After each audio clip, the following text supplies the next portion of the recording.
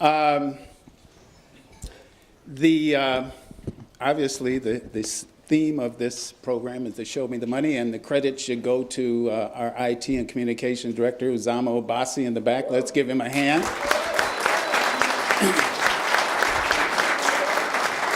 Uzama is also the president of the Minnesota Black Chamber of Commerce, and so when we were doing the planning for this event, we were trying to come up with a title for the event, and Uzama said, "How about Show Me the Money?" I said, "That's it. That's it." And, you know, certainly it's a tongue-in-cheek and some would say a blunt message, but the reason is that many of us have been at these tables for 30, 40 years, and we've been having the same conversation, the same dialogue about increasing opportunities for African American and other ethnic-owned businesses, and we keep having the same song and dance, you know. And so what we're going to show you when I finish, Ms. Nawal Noor is going to come forward and show you the product or the results of the work that the African American Leadership Forum has been doing for the last 2 years to increase business opportunities for African American owned businesses. And I'm not going to spoil the presentation, but the numbers you're going to see are devastating. Uzama said, somebody posted on Facebook, "What does AALF do with its money?" And, you know, I think those of us who have been in nonprofit organizations are used to getting that kind of question, right? What are y'all doing with the money that you get? Well, I'm happy to say that 90% of the dollars we get go right back to African Americans, either individuals or businesses. So I'm happy to answer that question, and I would put it right back to the person who asked it. Good morning. Good morning. Now the pressure is on me because he always shows the funny part, like the show me the money, and then I'm left with the serious part, like the data. So I just want you to have some fun. So in 2016, we had our first public entity forum. And prior to that, we asked for data from 21 of the largest public entities in the state of Minnesota. And some of those are on here. And what we did ask for is, can you share with us how much public spending is with African American businesses? Guess what the response was? We don't have the data. So the data existed for WMBE, and what that means is women and minority business enterprises as a group. But we're not interested as a group because that data doesn't reflect the actual spend for African American businesses. And frankly, you can't work on a problem if you don't have enough information. We've been operating on anecdotal data that we know that disparities exist and that our businesses are not getting enough business from public entities, but we didn't have the data to show that. And as a finance person, that's number one thing. You start with your baseline information. So when we asked for those, 7 entities gave us the data without disaggregation. Only 2 entities, the University of Minnesota and the state of Minnesota, were able to disaggregate that information into African Americans and the other ethnic minorities and women. And what we found is that most of the entities really meant well, but no one really asked for that information. And so it never really existed. So here's what we learned in 2015. $4.2 billion of spend happened in 2015.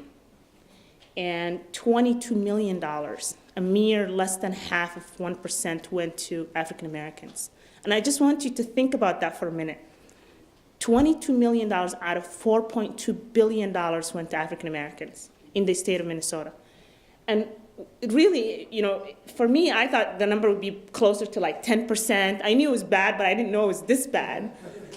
So in 2016, we did the same thing. We asked for the same, or 2017, we did the same thing. We asked for 2 fiscal years, so 2015, compare that to 2016.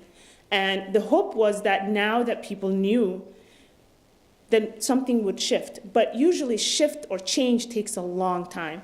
And usually, especially in public entities and bureaucratic organizations, change takes a really long time. So in 2016, the number only got $1 million, but the spend went up. So it was $4.6 billion, but spend still stayed about approximately less than 1/2 of 1%.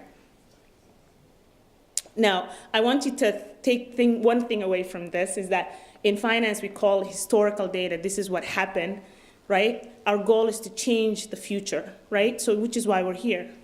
Our goal as African American, the African American Leadership Forum, is to work with public entities, nonprofits, and businesses to make sure that we're really making everybody connect and we have the right opportunities and the right place. We put the right people in the right places, and the entities really have place that they can do business with. I want to introduce our first panel member, Alice Roberts Davis. She's the Assistant Commissioner for the Minnesota Department of Administration.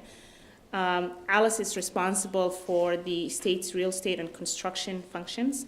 She's also responsible for over $2.5 billion in annual procurement. She's really powerful, but she's also very effective. Good morning. Good morning. Thank you, Noel. Thanks, everyone. Thank you for having me here today. I'd like to thank AALF for the opportunity to come and speak with you today. I was here 2 years ago for the first forum of this kind, and it was a very different story that we had to tell that day. And so we have a little bit better news to share, and I'm excited to be here to share that with you. Today I want to talk with you about our progress and give you a recap of where we've been and how we got to where we are. And then also talk about the tools that we created and employed to get here. Noel did a fantastic job of also sharing the challenges that we had internally. We had an extreme data deficit. We didn't know what the spend was with minority and diverse businesses across the board. And so we had to get all of that information into a database that we could query. And what we found was embarrassing. We found that in 2015, we had $135,000 out of more than $2 billion in spend with with specifically African American-owned businesses, $135,000 out of $2 billion. And at about that same time, the media was reporting that Minnesota had some of the worst disparities in the country, even behind Mississippi, and so we knew we had a lot of work to do. We knew that we had to focus on Black businesses and the Black community. We know that Black businesses are typically those who hire more people of color, and so there was a whole reason communally for why this was important. And so today, we can share positive news stories about how the state has increased its spend with Black-owned businesses by 1,075% over 2015. We're very excited about that. We know that it's not enough. We have a lot of work to do still, and it is an increase over a small base, but the trajectory is right, and we're making a culture shift within the state and the people who have purchasing and procurement authority. So people often ask, why should I become certified? And my question is, why not? It's free. It gives you an opportunity to meet with people who are within our Office of Equity and Procurement who can help you make those connections with people who are making purchasing decisions throughout the state. You receive weekly emails on what upcoming activity there is in the procurement field. So if we are getting ready to hire landscapers, then you get an email weekly, and it may have in there an opportunity for landscaping that you will get directly. That does not go out to the general public, only to our certified targeted group businesses.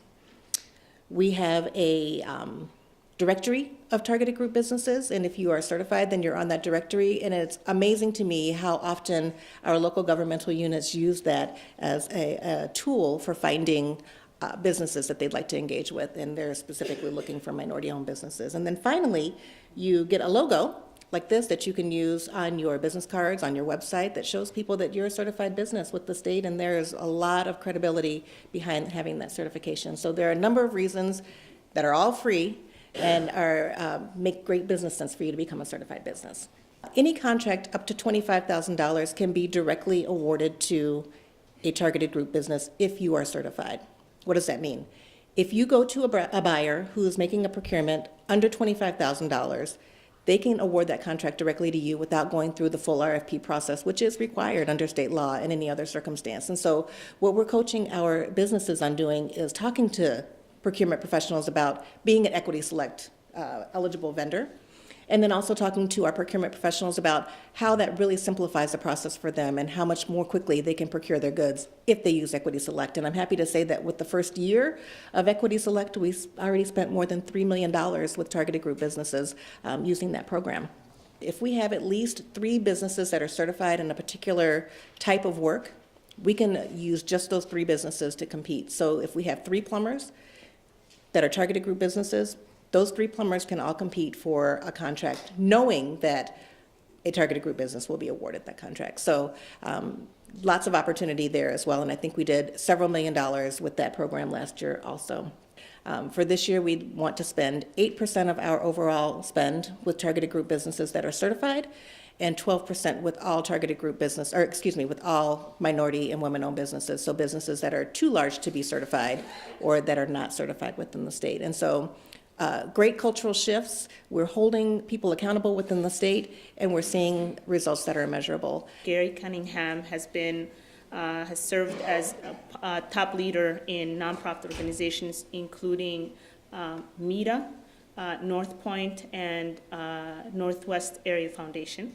You know, I came up here to talk a little bit about MEDA and about the conditions that we find ourselves in with regards to businesses of color. How many businesses in the room? Raise your hand.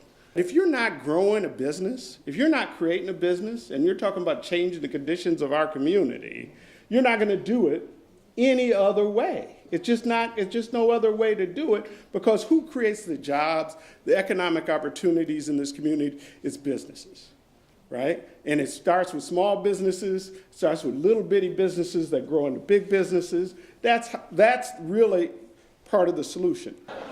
Dr. Robert Farley looked at the wealth gap. Now, for African Americans, this was in 2008 data, the average wealth was $10,000, about $14,000 a day. $14,000, average white wealth about $168,000 or so here in the Twin Cities, right? So we ain't talking about some just across the United States. This data is mirrored right here in the Twin Cities. This gets at assets, right? But if you add an entrepreneur to that family, the average increase of that family's wealth went up by 600%. Black families, right? There's no doubt, this is undeniable data here, that if we build businesses within our community, we can transform our own conditions and our own situations. We don't have to be dependent on anyone else. Now, let me give you this here. This is a study done by one of my good friends, Connie Evans, at the Association of Enterprise Opportunity. And she did a report called Tapestry, the Growth of Black-Owned Businesses. And the power of this slide really gets at where do we have businesses, who's actually employing people, et cetera. Now, I'm not going to go into all this, and you can share the slide with you later because I've got 2 minutes. But the idea that we can, and the power of this report that she has, really gets at that if black people, each of the businesses grew their businesses by 1 employee, we would reduce the unemployment rate for black folks by down to 5% from 20%. So the question is, how do we grow businesses at scale so that we can actually employ more African American people? Because people look at these disparities and say, oh, there's nothing we can do. There is something we can do. We need to do it. It can't come from anywhere else but us. When we looked at the minority business ecosystem, which is all the folks that help support minority businesses, it was fragmented, right? Meaning the Latinos, the African Americans, American Indians. So we banded together and we formed what we call catalysts. So there's one front door for minority entrepreneurs. This slide, what you're seeing here, is really the stages of the business life cycle. So if you look at this, the outer ring is pre-venture, startup, early stage, et cetera. I'm not going to explain all of it. Capital, finance, strategy, human resources, operations, all those things are what a business needs to be successful.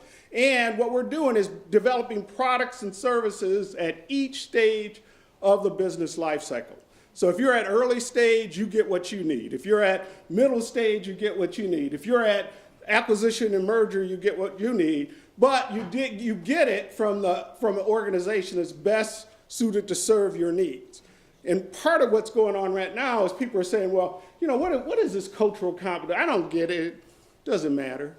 What we're trying to really put to the test is this question of using cultural competence as a part of our strategy to build minority businesses. Ravi doesn't really need an introduction, as you all know. He's the CEO of Thor Companies, and it's the largest African-American owned business in Minnesota, and one of the top 3 African-American owned construction companies in the nation.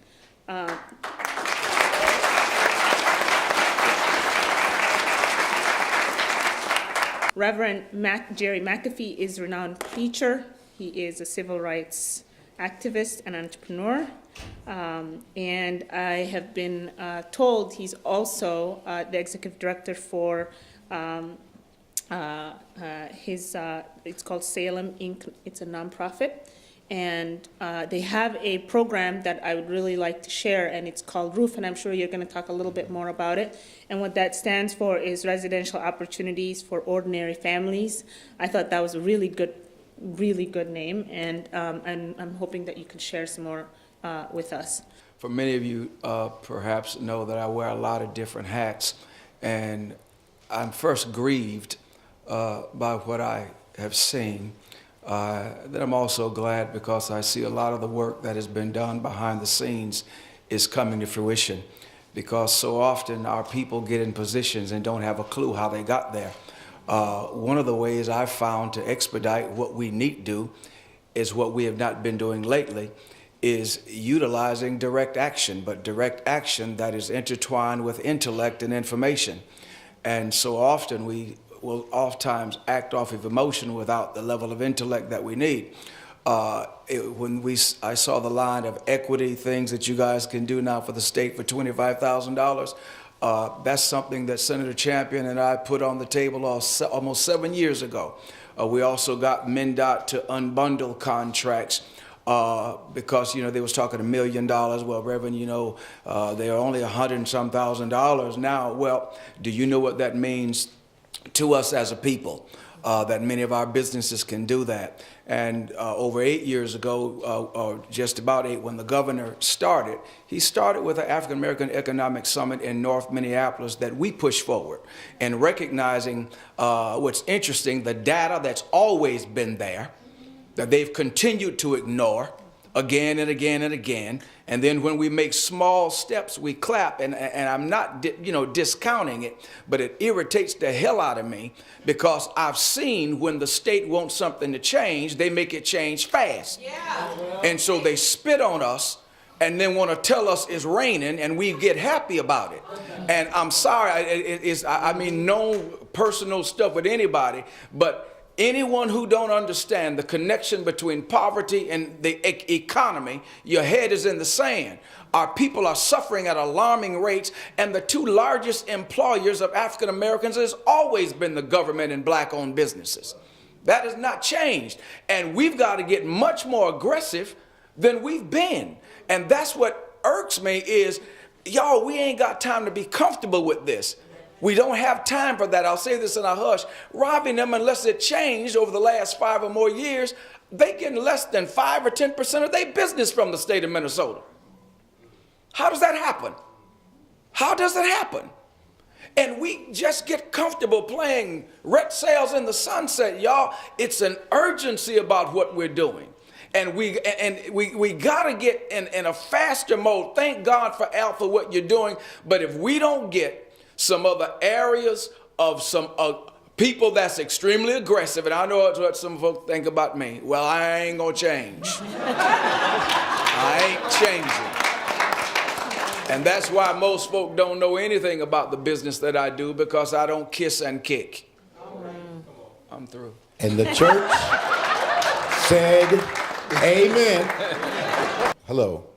So, I've never been in a place where I hadn't had a chance to talk this much. I got to hang out with y'all more often. So that was a big question, challenge and opportunities, and what's the best way. So I'm going to just try to hit a couple things if I can. First, I tend to look at challenges and opportunities kind of closely tied together, because they're usually, on the other side of a blessing can be a curse, and the other side of the curse can be a blessing. Because the biggest challenge starts with people. It always has, and it always will, as long as we're going to be around as human beings. And from the people side, I always say the challenge and the opportunity kind of rests in the values of the people and their intents. And Gary made a couple comments and was starting to allude to it. This concept of power and money, which is kind of at the heart of the economic model of capitalism.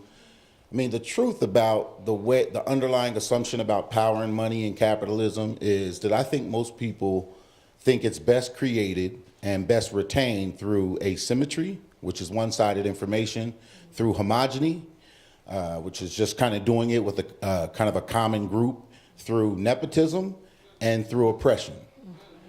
And underlyingly, as long as the people who are controlling the economic system of capitalism believe that that's the value system and do that with a certain level of intent, you're going to have things like we have for our people. I mean, that's just true. And then we're going to have to figure out what's our level of consciousness, what's the values that we want to bring to the table, and are we going to just replicate the capitalistic model and the same value system that was there? Because if we are, we're not going to see much transfer of wealth, because they're going to fear that we're going to act like them, right? So that's one piece of the people equation. The other thing is about representation.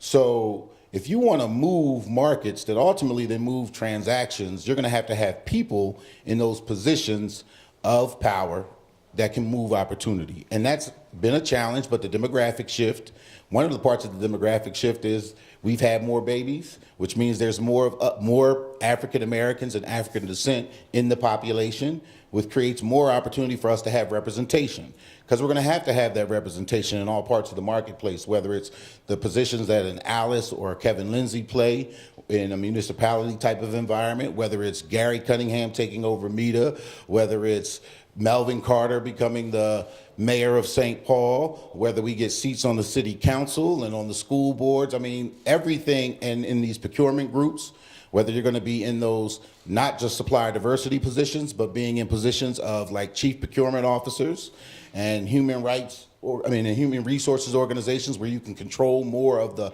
policies that ultimately shape how procurement gets done and how workforce and hiring opportunities get done. It's about people and people being in representative positions, because then it shows up in philosophy and policies. And I could tell you in business, I said earlier about the underlying value piece about power and money and how it's best created and retained. And you can see that in some of the philosophy pieces. So we talked about in public entities, and in public entities, you've traditionally had a lot of low bid type of environments. So that's the policy that governs how things get let traditionally. And people have tried to move more and more to concepts like best value. That's a big differentiation. Why? Because if you do things on a low bid environment, it's tied to cost. Mm-hmm. Cost is typically going to reinforce economies of scale. Mm-hmm.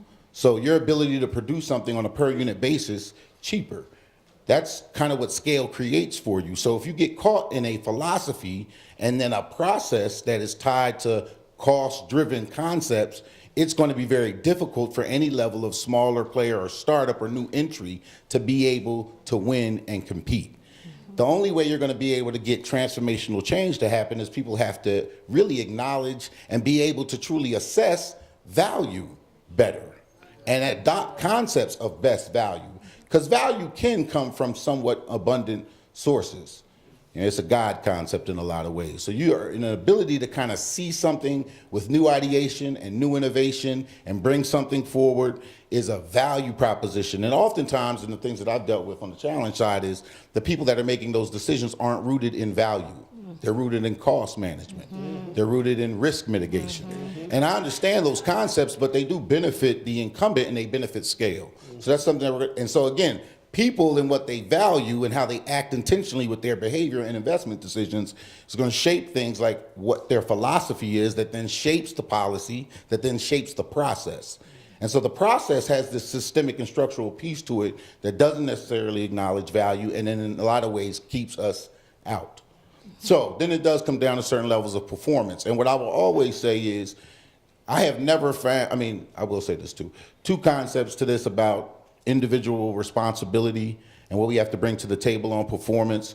We have to be duly inspired. We have to be duly aspirational, have a big vision. We're going to have to be productive. We know that already around both quality and time, which is efficiency and effectiveness. We're going to have to be innovative, and we're going to have to be resilient.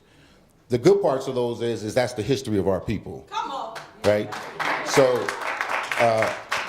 anybody had a chance to go see Black Panther yet? Yeah! Yeah, well, you know, Wakanda and vibranium is real, right? But, and I say that not jokingly because we do have to remember who we are, right? And this concept about what we bring to things and that it's never going to come from the outside contexts to actually create these transformational changes. The Pedagogy of Oppression by Paulo Freire always said it was going to have to be transformational by the oppressed. So it's really about what we do in our performance. So what do we value? What's the consciousness that we bring to it? What are our strategies? Which AALF laid out a nice 5-point plan, but hopefully we're all thinking about how does that come into our individual households and in our individual families and how do we tie to that strategy? In business, it's going to be what are we doing on the marketing and business development and sales process that has to be very granular. Because I think Noel talked about the opportunity cost issue. There aren't a lot of, when there's tough and not a lot of resources necessarily allocated to you, you have to be laser-like focused. I think Gary talked about it as well. So, you know, we all have to be very disciplined in what is your value proposition off the strategy side, and then what can you bring to a targeted customer and have a pursuit scenario that is going to create a lot of waste for you. Don't try to be too many things to all people that really hone that in. And then operationally, to be able to have, it's all about, again, people, process, technology. In my business, it might also include land and some other things, but we're going to have to be, again, do more with less. I mean, I got the flag. Do more with less, and then there's concepts of finance and access to capital. But I will say to you, we cannot continuously see ourselves from a deficit liability and a need for subsidy standpoint and what's lacking. Because I'm going to tell you something, it'll always lack. That's what I've learned over time is it doesn't change. Those value systems aren't going to change. The lack of opportunity that is created by others is not going to change. What you have to do is, one, your relationship with God, who I'm not going to Bible thump here, but the concepts of acknowledgement of a divine order, belief in the supernatural, and clear definitions for the words luck, mercy, grace, and faith are real. Two, we need community, which I define as when people intentionally behave like they belong together. When people intentionally behave like they belong together. And that includes the business ecosystem for African Americans. This concept of fragmentation is real. Us not necessarily aggregating our own concepts of power and resources is real. This concept of what community looks like versus individualism is real. So we're going to have to deal with that if we want to ultimately have success. I'm gonna have to cut him off because he's gonna keep talking forever if I don't let him. This is why they don't give me the microphone. Quickly, 30 seconds. What is the one thing AALF can do to get African American businesses to do more business with public entities, to grow from Gary's perspective, and from your perspective, what has been the things that have worked for you to help you grow as a business? And 30 seconds, literally. That's it. Yes, please. I have no problem with brevity. I think that the relationship with Jeff and with you, Noel, has been exceptional. Over the years, we've really worked very closely together and had two-way communication about what it is that the businesses you work with need and what it is that the state can do. We have to continue to keep that communication open. But I would also say that there are a lot of organizations that do work like AALF. The key for me is having a relationship with those partners. Support from those partners is important. A lot of times it becomes adversarial, and what we really need is a partnership because we have the people in the spots who are trying to make the work happen, who are trying to move forward, and we need a partnership and not an adversarial relationship.